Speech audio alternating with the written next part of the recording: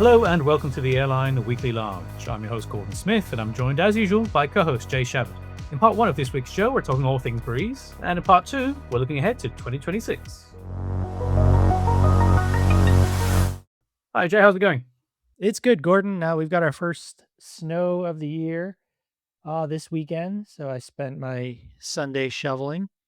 The holidays are fast approaching, Jay, but I guess having spent some time in the US recently, the Thanksgiving period is really the start of the holiday season for many Americans, and that sort of extends into December and New Year and everything else.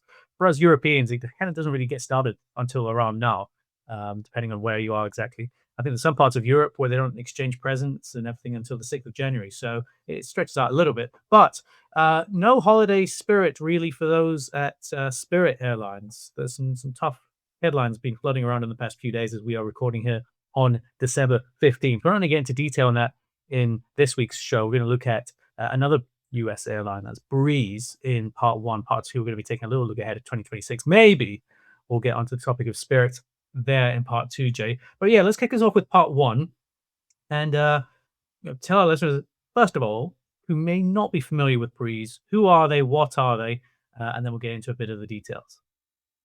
So yeah, Breeze is a smaller U.S. airline that started about 5 years ago. Started right during the pandemic, actually. So not a great time to start an airline.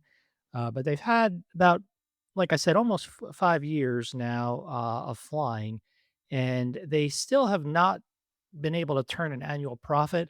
They've had one or two quarterly profits, at least to the extent that their government filings reveal. They are not a publicly traded airline, and as such, they don't have to report their actual financial statements. So we don't really know in detail how they're doing financially, but we do, we do know that they haven't established themselves as a profitable airline yet. And so, if you've seen this week's feature story of Airline Weekly, we kind of dig into what's going on, why they haven't turned a profit, what their prospects are for changing that. And we go a little bit into what their business model is, what some of their challenges are. But it is, it's an interesting airline to watch. They are growing very fast. They have a lot of planes coming in. So it's something that, let's say they're starting to perhaps get on the radar for the other U.S. airlines as they, just analyze competitively what is, transpiring across the aviation landscape. Yeah, for sure. And anyone that's a regular listener to the show knows we had the Skift Aviation Forum in Fort Worth on December 3rd. And at the show was David Neeleman. He is the founder, I don't know, co-founder, founder of Breeze. Forgive me if there's anyone else in the mix there, but David Neeleman is certainly the name on the tin with regard to Breeze Airways. And I don't think you need to be an industry historian to know that he is fairly prolific when it comes to launching airlines. Serial entrepreneur is usually the expression that's attached to any sort of column inches of David Neeleman. And JetBlue is probably his most famous effort, but also efforts with WestJet, Morris Air, Azul, with Breeze, the latest, Jay. And in your feature story in the most recent issue of AWJ, you drew some early comparisons with JetBlue Airways. So the profits came pretty quickly when that launched in early 2000, didn't they? Yeah, JetBlue was in some ways it was launched in similar circumstances because they got started in 2000, and that was the year when the U.S. economy started to weaken quite substantially after the, if you recall, that was for some of the older folks out there like me. You'll recall you'll have lived through that period of when the dot-com bubble burst in 2000. And then, of course, in 2001, right after that, we had the 9/11 attacks, which was a huge crisis for U.S. airlines in particular. So JetBlue really was born in very difficult circumstances, just like Breeze, as I mentioned earlier, was born during a global pandemic. But JetBlue was very quickly able to achieve profitability very quickly. And it was also because of that early success, it was also able to have a very successful early IPO a couple years after it launched. Then what happened about 5 or 6 years later, that's when it started running into a lot of trouble. And I won't go into the details of why here because we're talking about Breeze, not JetBlue. But I just bring it up, and you asked me this question because Breeze seems to so far be taking the opposite trajectory, whereas they have not been able to establish early profitability. They've not been able to do an IPO. The conditions haven't been ripe for that. So they're hoping the the metaphor becomes you know truly truly plays out where whereas JetBlue wound up having hard times after 5 or 6 years, Breeze is hoping that after 5 or 6 years, their fortunes will turn for the positive. So that the question is, will that be the case? Are they reaching the point in their history where they're achieving enough scale, where they're achieving enough market power to finally turn that corner? And I don't think there's a ton of evidence that the answer to that question is going to be yes just yet. And I think they have a few things going for them, but they do face some very difficult challenges. And to extend the JetBlue analogy, the comparison here, just a little bit further, one very, or let's say I'm going to point out a major contrast here between JetBlue and Breeze. One thing about JetBlue, 25 years ago when it launched, the rivals that it faced, and you think about Delta most prominently, and by the way, I did write a book about this. If anybody read it, is a history of Delta Airlines, and featured prominently is the story about JetBlue and how they gave Delta fits early on. The perfect But my present point, for the loved one this season. yeah, there you go, put it under the tree. Yeah, the Delta book, Glory Lost and Found. Find it at a bookseller near you. So now what was I saying? Oh yeah, Breeze is different in that whereas JetBlue faced rivals that were struggling extraordinary ways in 25 years ago. Think about Delta was headed for bankruptcy. All the big established quote unquote legacy airlines just had bloated cost structures. They were really in terrible shape. Whereas now Breeze is up against airlines like these same airlines, Delta, United, etc. Even Southwest, even some of the ones who are struggling, who just have tremendous balance sheets and giant loyalty programs, and are very far from any thoughts about bankruptcy or any kind of that level of distress. So that's a very different circumstance that Breeze finds itself in than JetBlue did. Now, Breeze, to compensate for that, uh, and this is something Neeleman talked about with you on stage in Fort Worth, Gordon. One way that they compensate is trying to avoid direct competition with the big boys.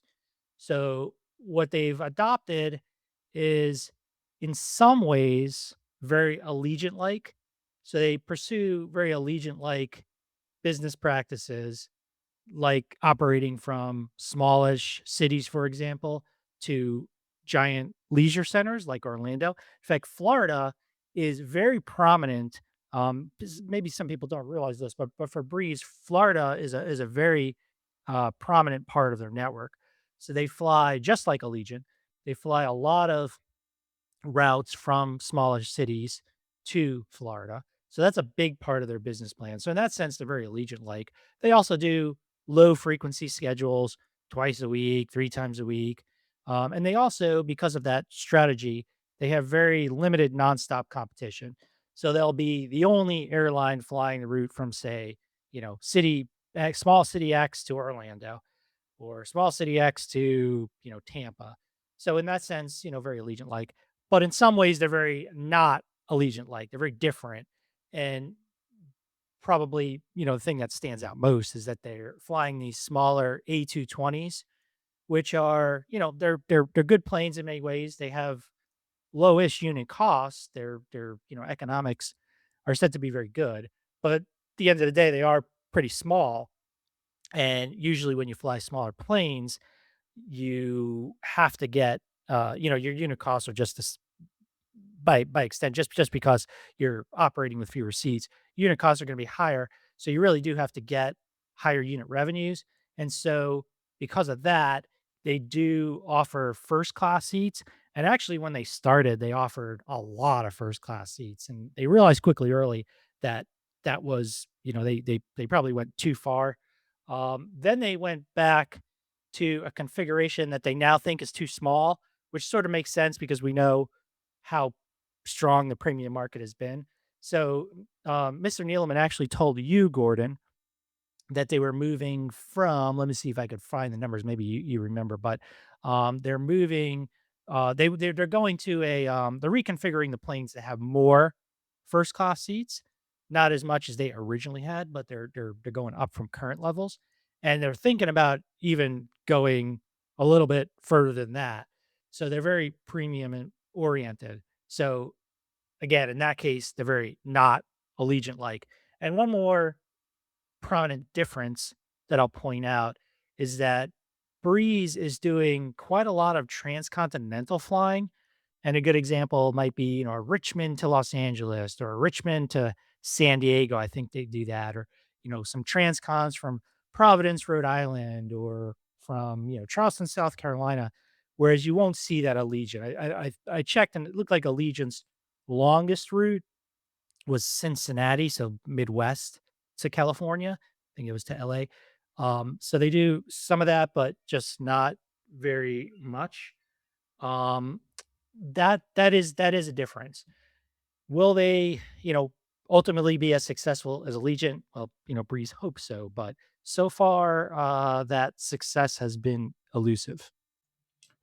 David Neeleman, do not buy a hotel resort in Florida. That's probably Allegiant's word of advice. If there was any to be That's imparted there, Jay. that's one very non-Allegiant like move that they're happy to.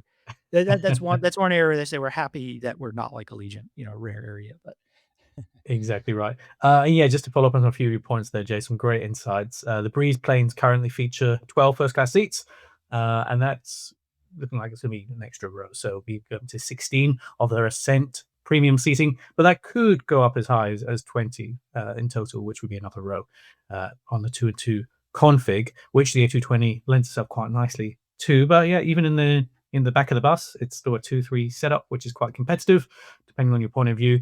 But yeah, I think Breeze originally launched with something like 36 first class seats on that relatively small aircraft, and that is way too many. Even if you're wanting to treat yourself on your holidays down to Florida or wherever it may be, that's still a lot of people to get into that plane as a percentage of the overall totals there, Jake. But let's take a look at 2026 for Breeze because we discussed this in the feature story, and it is looking like a pretty pivotal year. We don't want to put too fine a point on it, but there are some pretty major changes happening to the Breezy Rewards loyalty scheme, so they're overhauling things there, and also they're going international as of next month, as we're recording here in December. So spreading their wings literally, Neilman pretty much ruled out in the short term anything going to Europe, even though he thinks with a bit of ETOPS it probably could get over there. But it seems to be near international locations, which will be the core focus of that international rollout, at least initially, Jay. But it does look like we're going to be seeing more than just those initial handful of international routes as 2026 develops. right. And I want to give, I'll say a few things about their prospects for 26. I want to give everyone a sense of their largest or their busiest airports. So Orlando is actually number one. As I mentioned, Florida is pretty prominent. They fly, like I said, a lot of, quite a few cities down to Florida. Tampa's number four. Also in the roughly top 10, Fort Myers is a big market as well.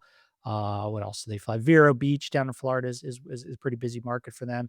I saw JetBlue is actually just going into Vero Beach as well. Yeah, So I saw that as yeah, well. that's yeah, you can never you never have a market to yourself for too long in the airline business, but they do have a lot of Florida. Their largest non-Florida market is Charleston, South Carolina, and that's been a booming economy. I mean, Boeing's factories there.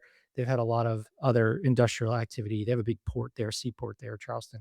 So it's that's a nice market, and it's kind of fragmented. American is the busiest carrier in Charleston. Delta's there, Southwest is there, and then kind of the same situation in Raleigh Durham, another one of these like superstar southeastern U.S. economies. We talked about Nashville a couple weeks ago. Raleigh Durham definitely fits that bill. So they're going after that economic growth in some of these places. But again, others are there. American is there as well. Southwest is there, Delta, et cetera. And then they have some also very busy markets in some of these maybe legacy cities. I don't know what the right term is, that have lost a lot of flights over the past 20 25 years. They're airports that used to have a lot of heavy regional jet traffic, and for a variety of reasons, it's no longer economical to operate 50, 70 seat, 90 seat regional jets. Those are just, they're basically obsolete planes in an age of, much higher pilot costs. And, those planes were getting older. So the maintenance costs are much higher. So you can't, it just doesn't make as much sense to fly as many, 50 or 70 cities, 70 seaters, sorry, into a market like Hartford or Norfolk, Virginia. So they're trying those markets too. Those are pretty busy. So now to talk a little bit about 2026. You mentioned a few things that they have going, have on their plate coming up: the international routes, the changes to their loyalty program and credit card. Uh, they will for sure benefit from Spirit if Spirit winds up going away, and that's a topic you kind of teased before we started here. And we'll, I guess, leave it to we'll have everybody read about that in the upcoming issue of Airline Weekly. As we're talking on Monday now, so we're not entirely sure what's going to happen with Spirit. They are on sounds like on rocky grounds financially here in their bankruptcy. But putting that aside, even the fact that Spirit has already downsized so much has clearly been helpful for a carrier like Breeze. So that's what few things they have going for them. I do wonder if they really, I mean, A220 may be a smaller aircraft than, 737 or an A321 or 320, but it's still quite a few, it's still a lot of seats to fill on, a route like Richmond to Los Angeles. I mean, how many people are really going to that? And there may not be any nonstop competition, but there's a ton of connecting competition. Anytime you're flying transcon, you're competing with your DFWs of the world and your Chicago's of the world. And, you think about all those mid-continent hubs where you can connect. So yes, there'd be some people who pay the premium for a nonstop, but how many is the question. So, there might, in other words, there might be a reason why Allegiant doesn't do that, do a lot of that transcon flying. So we'll have to see if they can make that work. I mean, like I said, a lot of these are only 2, 3 days a week. Which, has its own complications, as far as scheduling complexity and all that, but we'll leave that aside. I'm going to say something just broader about the U.S. Domestic airline industry right now. I am very puzzled by the Florida market, and the Florida market is hugely important to a lot of different airlines. I mean, not just Breeze, but Spirit, JetBlue, Frontier, even American to a certain extent. I mean, Delta has a lot as well. So that is a very important market, and it's a little bit unclear about how that's performing. I mean, the fares out there look pretty low, and I haven't heard anybody talking about that market being really, really dynamic. What I do know is that Las Vegas is very suffering right now. Las Vegas is not a healthy airline market right now. And I know that because Allegiant, which is based in Las Vegas, very Las Vegas heavy, they Drew Wells from Allegiant said as much at the aviation forum. He said Las Vegas is a troubled market right now. I also know that Hawaii, in some respects, is a troubled market. Maybe not so much Americans flying to Hawaii, but certainly, Japanese and other international visitors. That's a tough market. So we've got these leisure, these very, very big leisure markets that are experiencing distress. And I'll tell you the one thing that, and this is a good segue for our part two here, because we're going to talk about 2026 more generally. But one thing that I want to know for Breeze's sake and all these other airlines that are so Florida heavy, I really want to know how Florida bookings are shaping up for the upcoming peak season, which is, only a month or two away now. Yeah, some great points there, Jay. And I passed through Florida just last week, and it Oh, certainly you did, right? Yeah, my old home.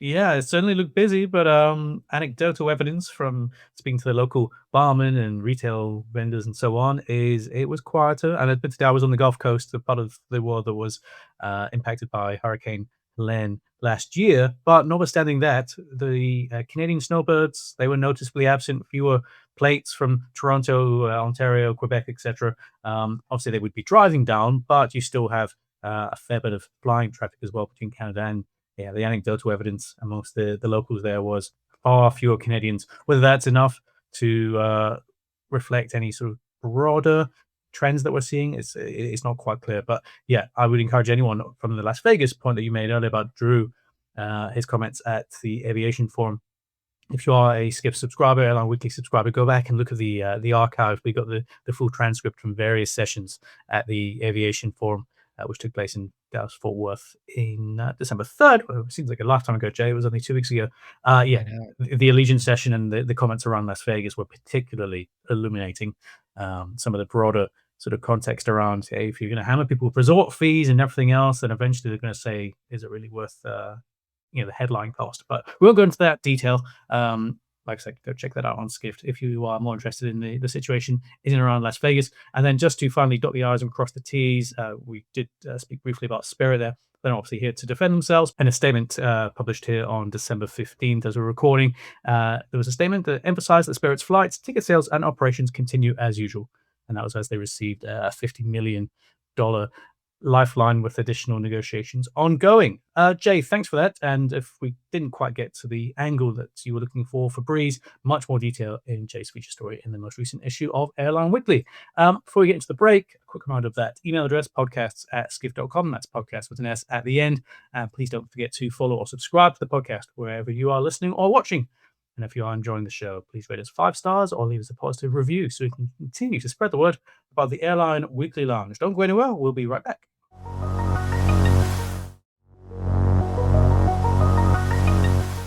Hello and welcome back to the Airline Weekly Lounge. I'm Gordon Smith, joined as usual by Jay Shabbat. Part 1, we were discussing Breeze Airways, plus a few other associated themes and organizations. Part 2, we are turning our attention to 2026, Jay. We thought we'd have a quick sort of, at the aviation forum, we like to occasionally do a sort of speed round at the end, depending on who we're interviewing. So we thought we'd do the same here. We've got a few questions, sort of, Jay and I just pass between us, a bit like two schoolboys at the back of the class, writing notes and passing to each other with the teacher out of sight.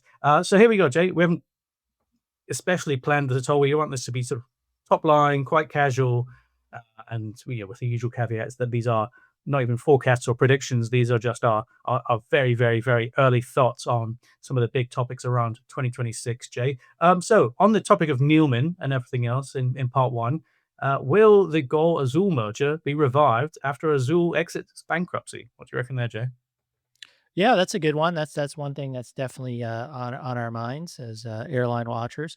There was just to remind everybody, Gol and Azul were both in bankruptcy. Gol came out, Azul went in. They both had a merger, The hokey pokey. and yeah, right. They're in and out. And the merger fell apart because, and I guess this was after Azul went into bankruptcy. I guess they had other things that were pressing, just, getting themselves out of court protection there. And that sounds to be, you actually sent me something earlier today, Gordon, about Azul. And again, we're talking Monday. It sounds like they're bankruptcy restructuring is on track and they're going to be out pretty soon. I think Neeleman actually said to you at the forum on stage that they're going to be out very soon. Yeah, that's the So mood music. yeah, that's so they should be, that things should normalize. And in a normal situation where both Gol and Azul have their, balance sheets in order, both of these airlines are making a lot of money at the operational level, by the way. They're both thriving in terms of, making money from the flights that they're operating and the the business that they're running.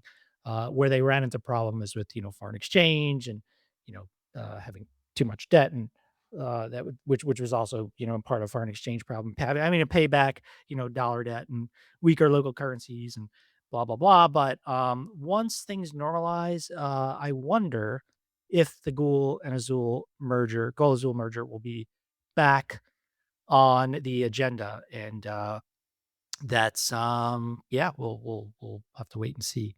Quick game is a good game, Jay. I know you follow the Asian market closely. Will the China-Japan spat rewire tourism flows within Asia? Oh yeah, that's a good one. Yeah, so for those not familiar, China and Japan currently having kind of a diplomatic tussle. Another it seems to be one of those every couple of years, and it's concerns Taiwan and some of the statements that the Japanese prime minister made that China wasn't happy about, and so a lot of tourists are now canceling their trips to Japan or not going there, choosing to travel to other destinations. And that could be, besides being, potentially trouble for the Japanese carriers. Although I should say, the Japanese carriers are not too heavily reliant on Chinese traffic, so that shouldn't be too big of a deal for them. But it could be a very big deal in a positive sense for an airline like Thai Airways, for example, or some of the low cost carriers in Southeast Asia that may see more Chinese tourists uh, come to their countries rather than Japan now. I think we're already starting to see some of that. And will that be a trend that holds? Will it be a trend that proves very meaningful and sizable? That's one thing that we'll be watching for. Remember that the before COVID, let's say 2019, Chinese traffic to Thailand, and it's a good example, although this is true to other Southeast Asian countries as well, was extremely big and never recovered. I mean, the volumes are extremely large. Never even came close to recovering. I mean, there's still I don't know how much down, but still a lot fewer today than there were in 2019. So that has been a challenge for some of these, particularly low cost carriers in Southeast Asia. And we'll see if maybe finally the Chinese traffic will get back to those levels. And I mentioned China so prominently just because it is such a large outbound tourism market. I mean, it's giant. For sure. Right, spin the wheel, Jay. One from you. Okay, let's see what we get to you. Oh, this might be the biggest question of all, I think, and I'm gonna pose it to you here. Will the premium boom finally end? Oh, good question. It's a vague question in the sense of are we talking specific markets? Are we talking about returning to something closer to 2019 levels of Well, normalcy? I'll be more specific. I mean, intercontinentally, pretty much any. I mean, you can get transatlantic market, Asia, Europe, Asia down to Australia, Yeah, South America. It's I mean, all like LATAM and Turkish Airlines. I mean, you just go like through all the U.S. carriers, Qantas, Singapore Airlines. They all say that premium demand has been awesome the past 2 3 years. for sure. So, are they going to say that again in 2026? Yeah, they probably will, unless there's an enormous macro event, which of course could happen. AI bubbles and all sorts of geopolitical elements. Yes, the baby boomers are cash rich, arguably getting time poor, and they have had a taste of the good stuff. You speak to any airline executive, as we both do, Jay, and they'll tell you, generally speaking, once travelers, for whatever reason, trade up, they don't often like to trade back down. And they will be making allowances in their personal expenditure, excuse me, even if things get a little tighter. I think the experience driven economy is here to stay. And particularly with travel being such a huge part of that, not to mention the enormous element, especially for a US consumer with credit card points and loyalty points and everything else, making the opportunities to trade up in terms of a cabin a lot more accessible to more people than ever. I think the top market and we call it the bifurcation of the market more broadly at Skift, looking at hotels and other elements. I don't see the premium boom going away in any meaningful way in 2026. So it sounds like you think this is more structural than cyclical. In other words, cyclical being that we're just, it's been three good years for, you know, wealth creation and this, but that's gonna turn as the economy often does. Whereas structural is, yeah, they're just meaningful, permanent, lasting changes Sure. in consumer behavior. It sounds W- like you think will it stay at these dizzy heights? No, it probably won't. But is it going to absolutely fall out the bottom? Absolutely not. Yeah. and There's that's what a always lot of airlines say, like Delta would agree with you there, and for sure, and, that's, yeah, I think that's the consensus among airlines. I mean, of course, they're to a certain extent talking their own book. They, of course. wanna show that, but I think that's legitimately a lot of people believe that, the change is structural in nature. There are other factors too. I mean, airlines are pricing their premium seats more effectively, more dynamically than they ever were. Oh yes. That's that's also contribute. There's also demographic factors. I mean, here in the US, well, even I mean, certainly Europe as well, even Asia for that matter. It's you have just a very large growth in the retiree population, people with time, people with more savings, and more likely to fly premium. So those are some of the tailwinds behind some of that structural argument that this is a structural change. People will fly premium, even if there's a, let's say, mild recession, maybe Yeah, not a severe one, as you mentioned before, some kind of shock, but even if there's a slowdown, mild recession, airlines will continue to enjoy a robust premium demand. for sure. All right, now let's do two quickies each, Jay. I Whose turn will. is it? Your turn? I think it's me. Okay. Okay. You a football fan? What was the World Cup? Which kind Well, of football? wow, there is only one kind of football. I'm Okay. sorry. Yeah, no, no, it's a good question. What will the World Cup's impact be on airlines? Oh, okay, yeah, okay, that kind of football. All right. The World Cup, yeah. No, just wanna clarify 'cause, we're sitting on 2 different continents Oh here, and, yes, we have our own, idiosyncratic, linguistic habits. But okay, you're talking about, soccer. the All right, FIFA World Cup happening in the the FIFA USA, World Cup. Mexico, and Canada. That's you're Yes. clearer than Well, that. I certainly will be watching the World Cup. I'm not a huge fan, although I probably, if I had more time, I probably would be because I do love watching the games. And were you asking me who's going to win? Is that your question? Well, it's going to be Scotland, of course. I'll go with that. Just to be friendly here. Since you're my buddy, I'm going to say let's go Scotland. But will the airlines be winners? And the question is probably yes. I mean, usually sporting events are not good for um, airlines. I mean, Air France will tell you that the Olympics in Paris was that last summer, not this past one. Yeah, I think exactly yeah, right. 2024. 24. Yeah, that Air France said that that was actually costly. It wasn't a good thing because a lot of business travelers stayed away. It does sound, I kind of, talking to or listening to the folks at DFW Airport at our conference. They are, Dallas Fort Worth is one of the big host markets, and they seem to be preparing for a big onrush of people that's going to be over, pretty long extended period of time. And I have to think that I think a lot of airlines will benefit that. I mean, if you're American in Dallas, I think American is actually sponsoring it. Um, I believe they're the official airline of the World Cup. I hope I I'm think I saw that correct. as well. Yeah. Yeah. So, yeah, I think there'll be some benefit, but I'm also, I'm holding I'm not drawing any conclusions in my head yet. It's kind of a wait and see because there is always the chance that yeah, the high yield business traffic stays away, during the big matches. So Sure. that could happen. But the World Cup, yeah, it's over across about a month, right? Yeah, I think just over a month, and Yeah, and like it's we during. said, yeah, Canada, Mexico, and the US, and I know it's split up into regions. I think there's Mhm. a Western, the Central, and Eastern region, but still, take LA Olympics, for example, that is happening in the city of Los Angeles and the surrounds.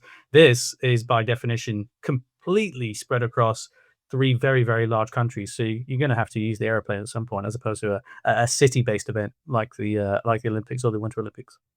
Yeah, and this the other thing too is it's during the summer, which is kind of a lull for business traffic Good anyway. I mean, point. I guess that was kind of true for the Olympics too. So, but that that's one thing to think about too. So I'll ask you one more here. Let's see. I'm spinning the proverbial wheel here. We got a lot of interesting questions. How about can I give you a U.S. one? Sure. Will Southwest and other U.S. LCCs turn themselves around in 2026? Ooh. I mean, politicians' answer is define turnaround. Will they stabilize? Yeah, I think what I'm seeing at Southwest is pretty positive, and I think there was a lot of negative publicity around getting rid of two bags go free and the allocated seating and introducing the red eyes and everything else. But obviously Elliot's breathing down their neck. But I think I'm pretty positive about the transformation program going in. There is a big risk that they just become like everyone else, albeit with some major redundancies, like no lounge. Obviously, there was that document going around the various sort of geekier parts of the web. I think it was the Hawaii Honolulu big airport there in Honolulu. They put in a very early uh, document to the authorities there with regard to a possible lounge in Southwest Set. That's just something very, very, very, very preliminary. Just getting our ducks in a row if we want to do that in the future. But yeah, lounges as an example of if you are starting to play with the mainstream mainline carriers, then you are going to have to take a look at some of the elements where Southwest got away with not having because they were sort of playing in a different field. I'll just say a final thing about that would be, there is a lot of capacity coming out of the U.S. domestic market, and if that holds, we'll see what happens with Spirit. Um, most airlines in general, domestically in the U.S. are not growing very much, if at all. So that could favor some of these, domestic heavy LCCs. It would also incidentally favor American airlines because they're more domestic oriented than either United or Delta. But that, could be a tailwind on the capacity front. I will go back to what I said before to watch very closely what's going on in these mega leisure markets, Florida, Vegas, Arizona. Hawaii's a little bit different animal, but um, keep an eye on those. There's a lot of capacity, particularly with these LCCs that go into some of these markets. And if they're as troubled as we suspect, I mean, we know Vegas is bad. We kind of have suspicions that Florida might be as well. That could be, ongoing. That could present ongoing difficulties for some of these LCCs. There's a lot of exposure there, as we talked about with Breeze earlier. Absolutely. I think it's a great one to watch and a great one to wrap on.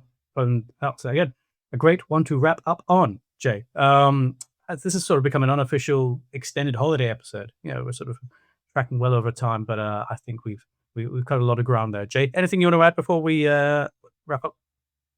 No, just a happy holiday to you, Gordon, and everyone who's listening, and everybody on the Skift team.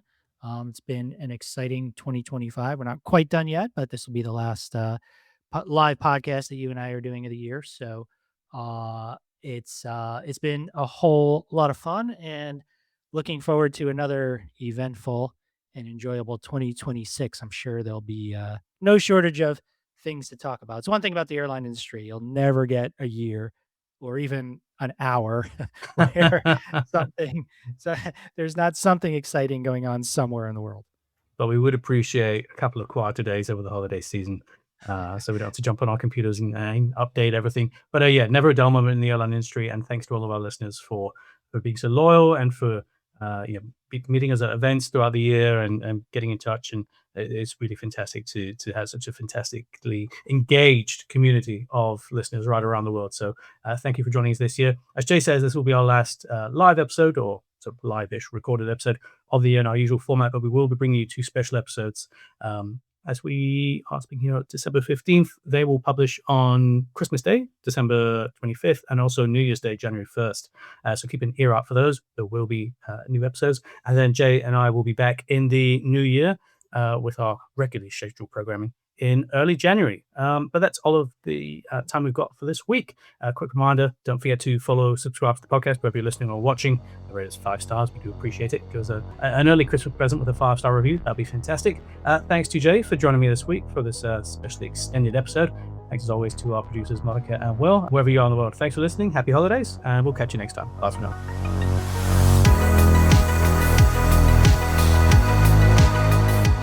Whether you're listening to us on Spotify, Apple, or wherever you get your podcasts, please make sure to subscribe, rate us 5 stars, or leave us a positive review. This really helps us get the word out about the Airline Weekly Lounge, so we can continue to bring you this podcast every week, absolutely free of charge. And if you're watching us on YouTube, make sure to subscribe to the Skift channel and hit the notification bell to find out whenever a new video drops.